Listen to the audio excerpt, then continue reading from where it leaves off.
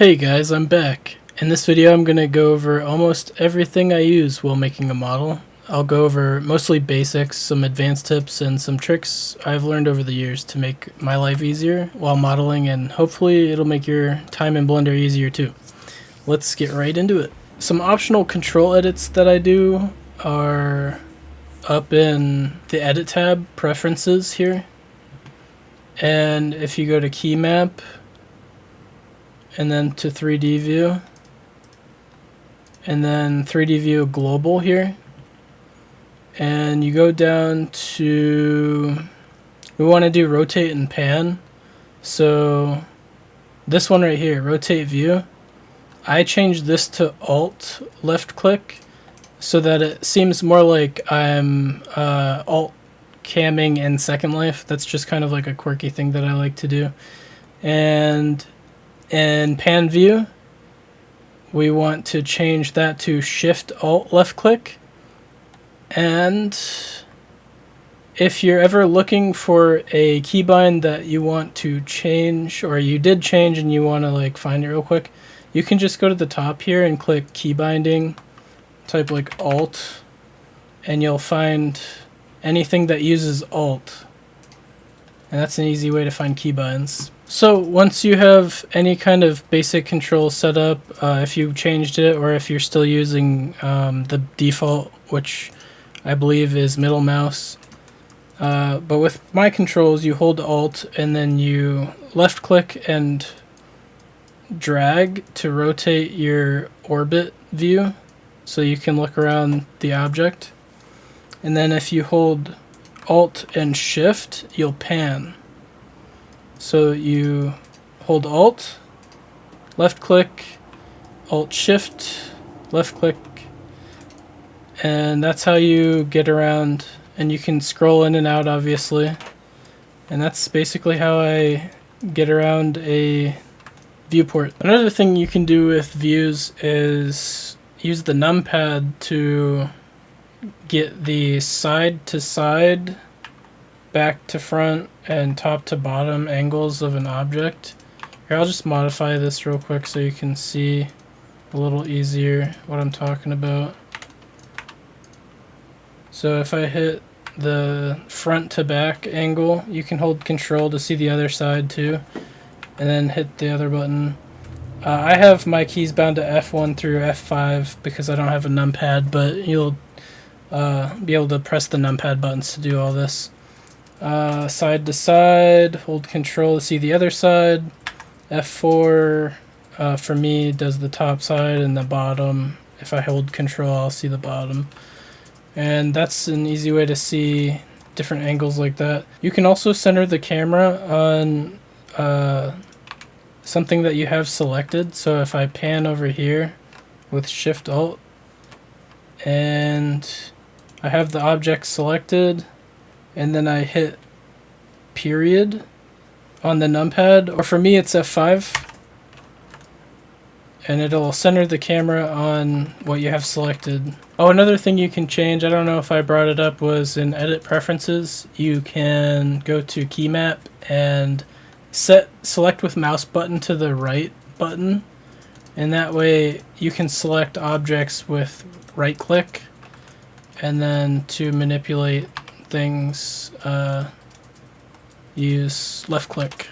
You can duplicate objects by holding Shift plus D, and then you left click to move it over there, and you can select these individual objects with right click, and creating new objects will show up in this collection over here on the right side, and you can select them that way too. If you click Tab while selecting an object, you'll go into the edit mode where you can adjust the vertices, edges, and faces. You can change which of those things you are adjusting up here where you see the vertice, edge, and face buttons, and that will allow you to decide which things you want to select. I think you can also use 1, 2, and 3 on your keyboard to change between those as well. To move the vertices, edges, or faces around, you just select vertice. You can click the circle to move it around freely based on your camera view, or you can use specific axes.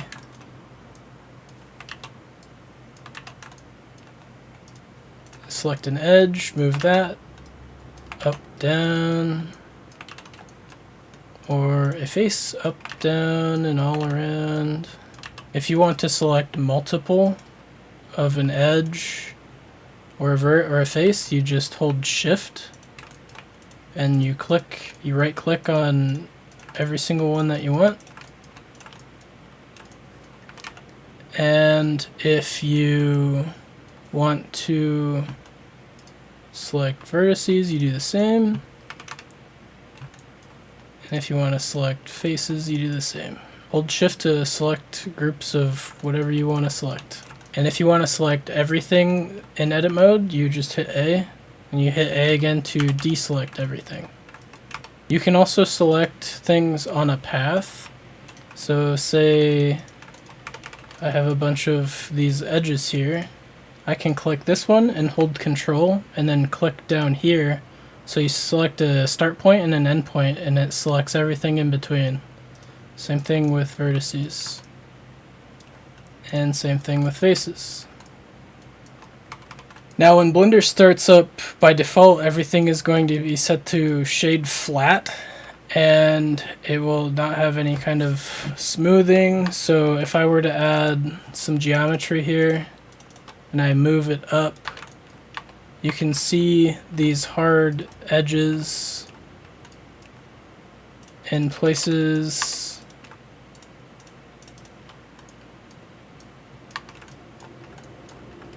that generally should be smooth.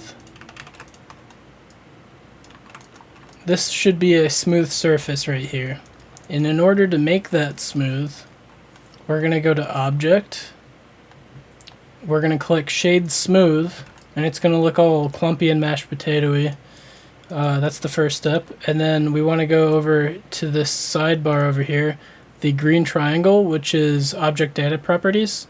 And we want to go to the Normals tab here, open that, click Auto Smooth. It'll be set to 30 by default, which is usually a good place to leave it at for basic modeling. You can adjust the strength that the angle is at as well for different effects, but 30 is a good place to start. You can also select loops by holding Shift+Alt and right clicking, and it'll select the entire loop around a mesh. Now a really nifty trick that I learned sort of recently is setting backface culling. You want to go to this top right drop down arrow and enable backface culling. I'll show you what that does. So if I were to rip this face off of here and rotate it so I can see it, I can't see the back side of that face. And that's good, because while you're working you want to make sure you're looking at the outright facing faces and not the inside of a face, because by default, without backface culling on, that looks like the same face on both sides. And you always want to see that you are looking at the outside of the face so that you can tell which is the inside of a face. Very useful trick, because otherwise you'll have to click face orientation here in this little drop down menu to make sure you're looking at the right sides. So you can see red is the inside face and blue is the outside face. But if you just enable backface culling, you don't need to worry about face orientation ever again. Now what I like to do when I boot up Blender every time is to just have an object ready that is already set to shade smooth and auto smooth at 30 degrees And then every time I open up Blender, I just like it to be ready to go. I don't have to set shade smooth with my quick favorites, which I'm going to go over in a moment. I can just start working. I don't have to fiddle with that later on. And in order to save this as a preset, when you start up Blender, you just go to File, Defaults, Save Startup File, and it'll save all the things you have currently active at the moment, like Shade Smooth, right there, and Auto Smooth, all those things. It'll be this exact scene right here. It'll be like this every time you start Blender up. Or if you open a new and then select General, it'll go to that scene that you saved as your preset startup file. Now you've probably noticed I've been hitting Q to pull up my quick favorites menu every once in a while, and that is one of the best things that you have available to you to make your life easier in Blender. In order to set certain features like shade smooth, shade flat, and such to the quick favorites, you have to find those features in these tabs up here, and then say shade smooth here, you right click shade smooth and you set it to your quick favorites. Right now I have it, so it would be removed, but when you set it to your quick favorites, you could just hit Q and it'll pull up shade smooth, and your quick favorites menu is relevant to the mode that you're currently in. So if I tab into edit mode, my quick favorites menu will be different than when I'm in object mode, and that allows me to set shortcuts for the things that I do while I'm modeling. Now you notice this little cursor in the center of the object here, and if you left click around you can move it out of the way, and that is useful for many different things. If you select an object and hold Shift S, it'll bring up a cursor wheel, and you can assign the cursor to what you have selected. So you just let go and it will assign the cursor to what you have selected there. Or if you select a vertice, Shift S, cursor to selected, let go, it'll assign the cursor there. Or you can hold Shift S and assign it to cursor to world origin, and that'll go right back to the very center point of your scene. And what this will allow you to do is, if you Shift D to duplicate this object, if I select this vertice, Shift S, cursor to selected, and then I grab this object here and I do Shift S, I can also have it go, I can also move the object with selection to cursor keep offset to where that cursor point is. So anywhere I move the cursor, I can move this object to very easily.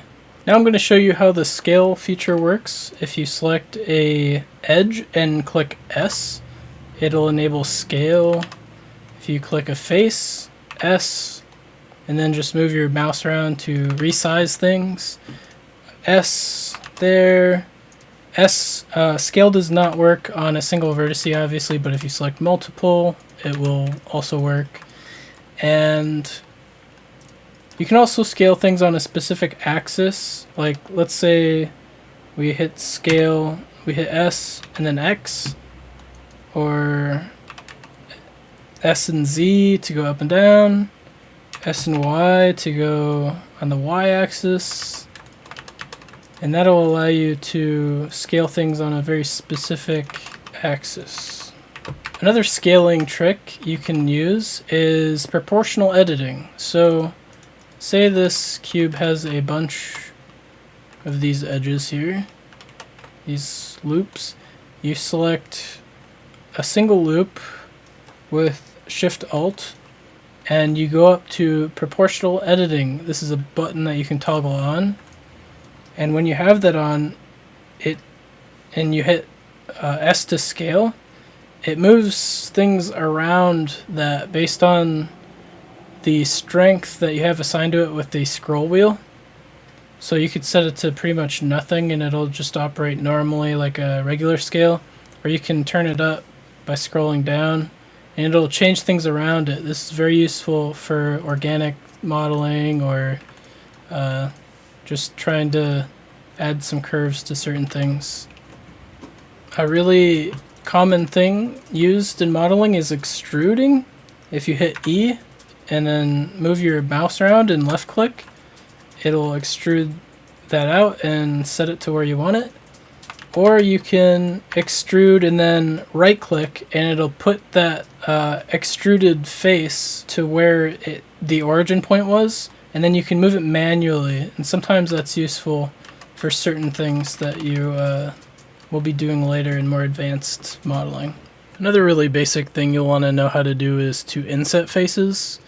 So you hit I and it'll basically shrink the face into a new face and create geometry, and this is useful for things like creating little tunnels like that, or you could inset and then extrude outwards like that. You could extrude like that and then hit scale, and then suddenly you have like this big pole here, and you can grab those edges. Yeah, just, well, there's the whole lamp. You got a nice little lamp there. Cool. So yeah, inset faces is pretty useful for doing all kinds of different things. You could extrude and then hit Alt S to scale these faces inwards or outwards, which Alt S is a really cool scaling trick. And then you always want to do offset even so that it, or well, most cases, so that it looks the way it needs to. Yeah. Now let's say that you want to add a rounded edge to a model. You'd select an edge and hit Control B to bevel that edge, and then you scroll wheel to add edge loops, and that is how you would get a smooth curve. Or you can just do that for a more hard edge cut there. You can do all kinds of different types of bevels, and you can even do a bevel, go down to this bevel menu in the bottom left, and you can adjust the shape of that bevel to go inwards. That's also very useful. You can also grab multiple vertices and Control Shift B, and you'll bevel those vertices specifically. Or a single vertice, Control Shift B. Basically, if it's just single vertices, you can do Control Shift B for beveling like that. In order to add loop cuts like you've seen me do a few times, you hit Control R to bring up the loop cut selector, and then you can use scroll wheel to add multiple loop cuts while it's looking for a place to cut, or just do one, and then you left click to start the engagement of where it wants to be. You can move it around. You can right click to have it go directly to the center of that point, or you can left click to have it go where you have adjusted it to be. Now that you have a loop cut, you can hold Shift Alt to select that loop, and you can slide it manually, or if you have a more crazy looking model and you select that loop cut, you can hit Control E to bring up the edge menu here and hit Edge Slide, and it will slide that loop cut along the surface that it is on. Now if you want to get rid of that loop cut, you can dissolve it without ruining any geometry by selecting it first and then hitting delete and dissolve edges, and that loop cut will be gone.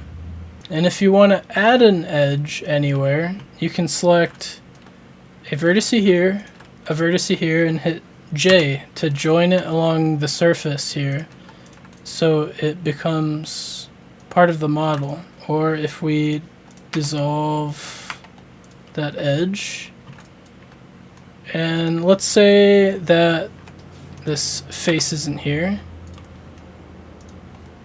We can hit F to join these two vertices by bridging it with an edge.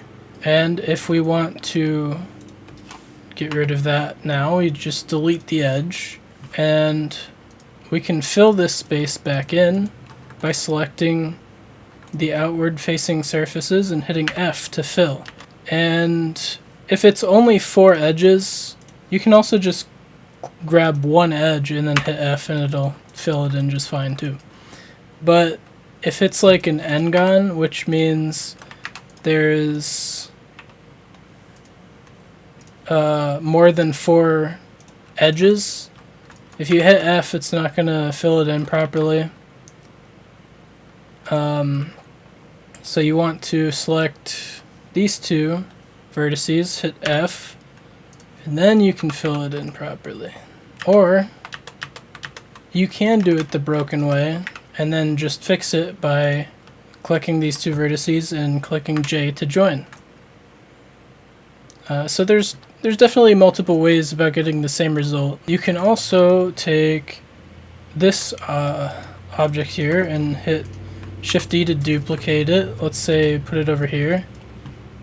And we want to select this face and this face with Shift. We want to select all these faces with Shift, right click, and then we want to delete them, delete faces, and then edge select, and hold Shift-Alt to select the loops. Alright, so we've selected these edge loops and these edge loops, and if you hit Control-E, you can bridge the edge loops. And that creates geometry in between them to bridge them together. Going back to another basic is rotating. So if you just hit R, you'll rotate whatever you have selected based on the angle you're viewing it from. Or if you hit an axis like RX or RZ, RY, it'll rotate on that axis specifically. You can also rotate an object specific degrees on any axis or with the camera if you really wanted to.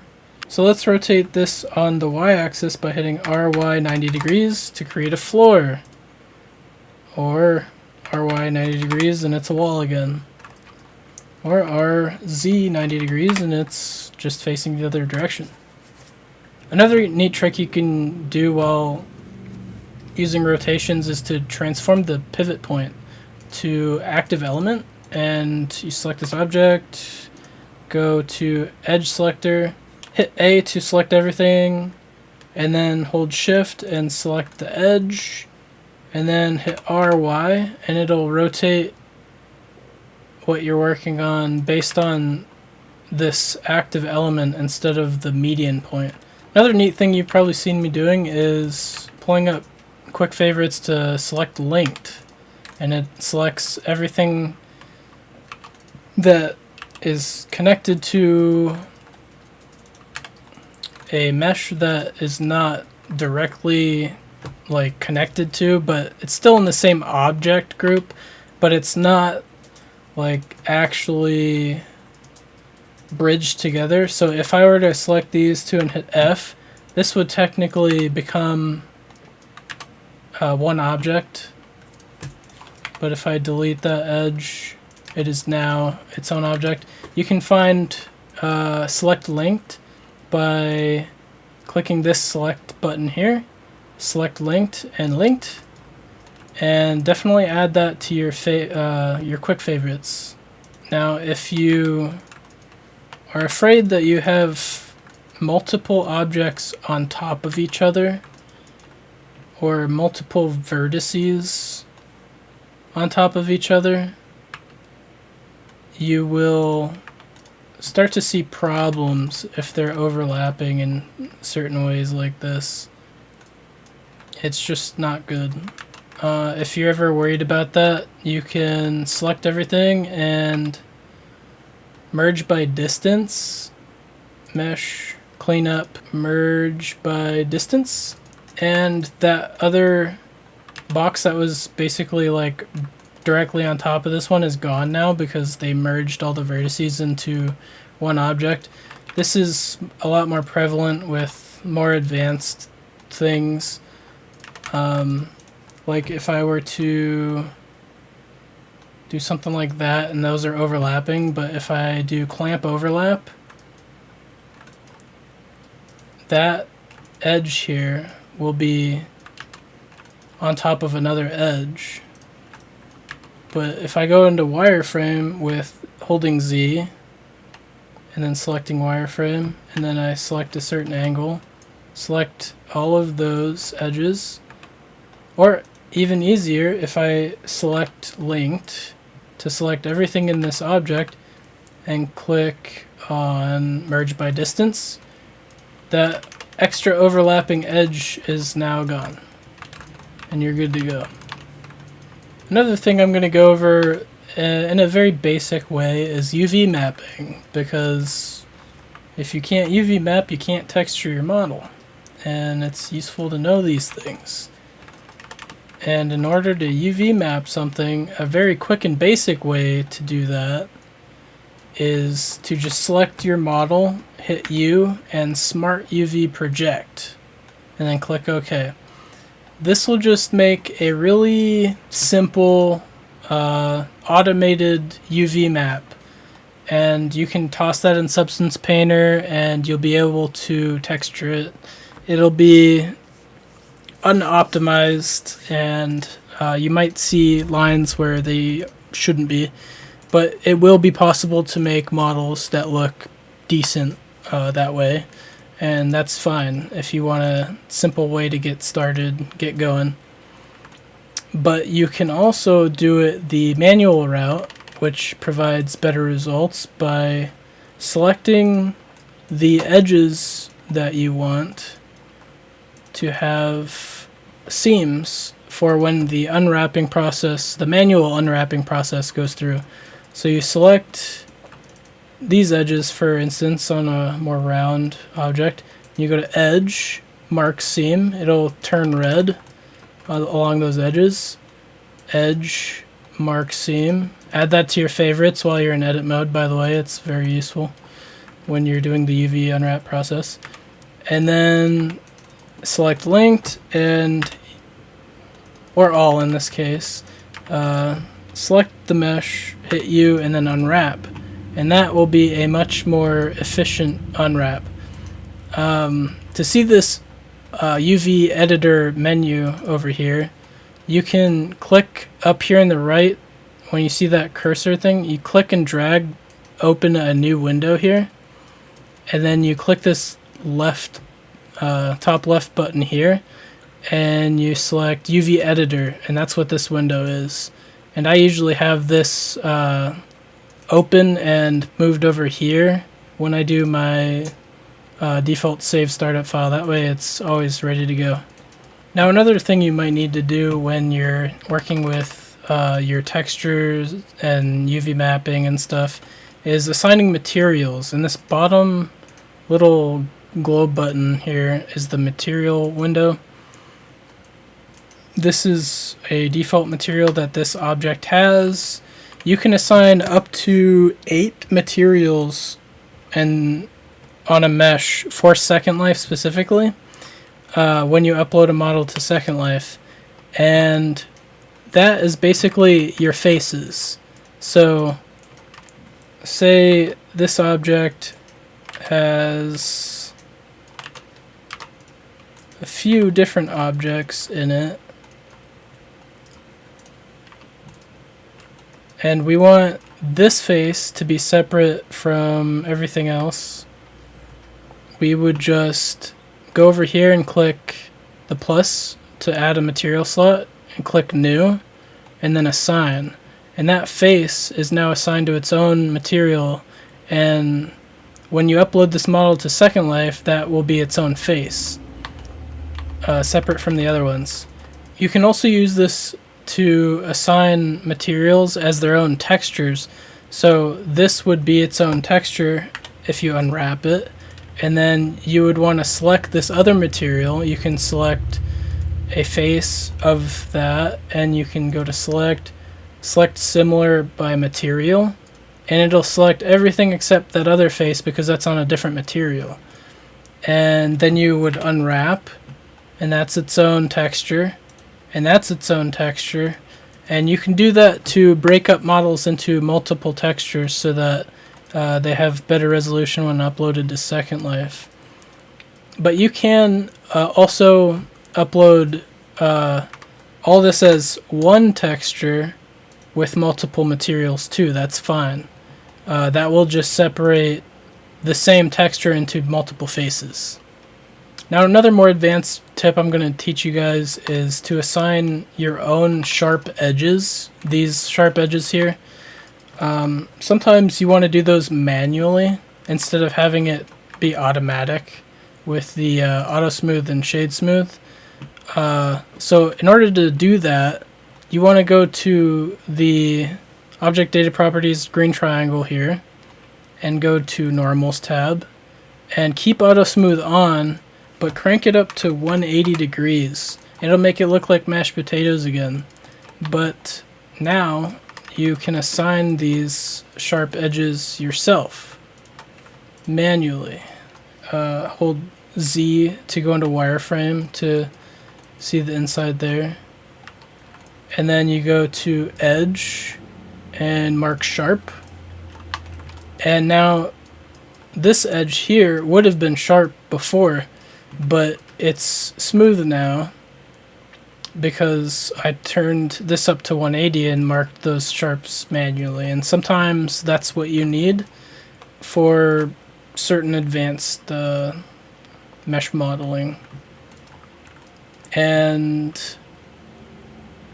when you turn that back to 30 degrees, that'll show back up. And going into the next trick is a trick for when you're texturing in Substance Painter. If you go over here to this little blue wrench, it's the modifiers. You add a modifier and you hit bevel, and then you set segments to 10 and you limit the method to angle. And this will give you a smooth edge on the model. You don't want to apply this at all because you want the model in Second Life to look like this. But this bevel modifier, you just leave that on when you export to Substance Painter, because in Substance Painter it takes this data into account as if it were like a high poly sort of situation. And then you hit weighted normal to make sure the normal faces are as smooth as possible. You always want that on too. And that's the basic way to add a bevel modifier. If you are working with the auto smooth set to 180 and you want the bevels to be along very specific edges, like you applied the sharps, if you want the bevels to be along that specifically, you have to obviously mark the sharps, so those are sharp. And then when you do the bevel modifier, you want to set the segments to 10 and then limit method to weight. And you'll notice that you can't see any bevels because there's no bevels yet. Now, if you select one of your sharp edges and then select similar by sharpness, add that to your favorites too, by the way.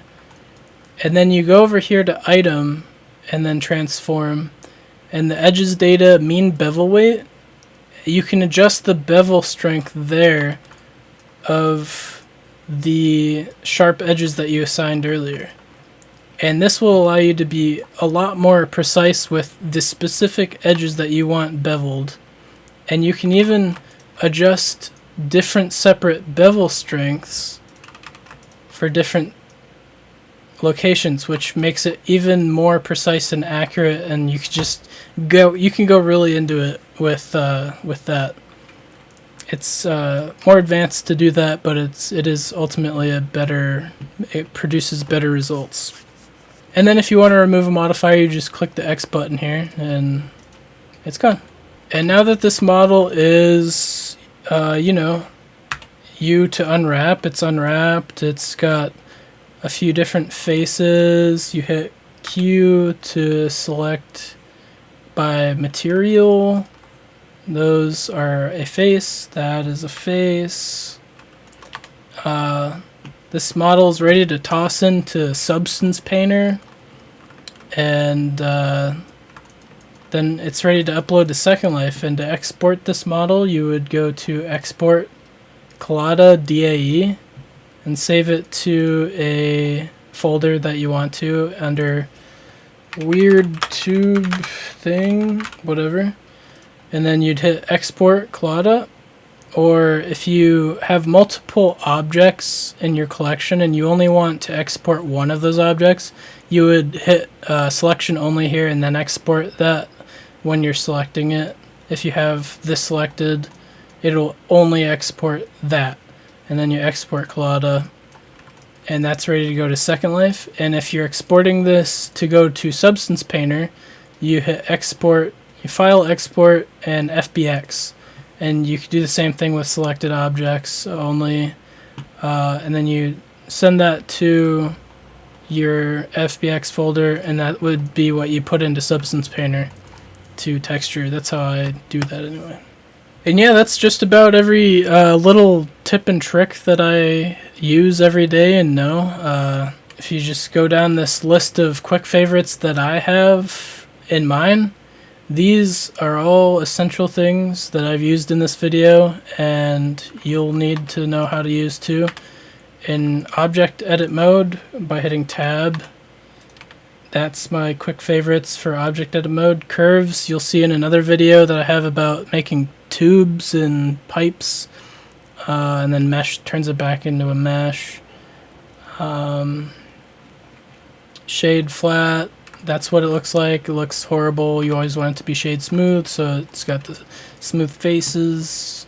Good to go there. Auto smooth, want that to be on. And in order to set that auto smooth in quick favorites, you just right click it here, I believe. So yeah, hopefully those basic controls, tips, and tricks that I know help you guys out.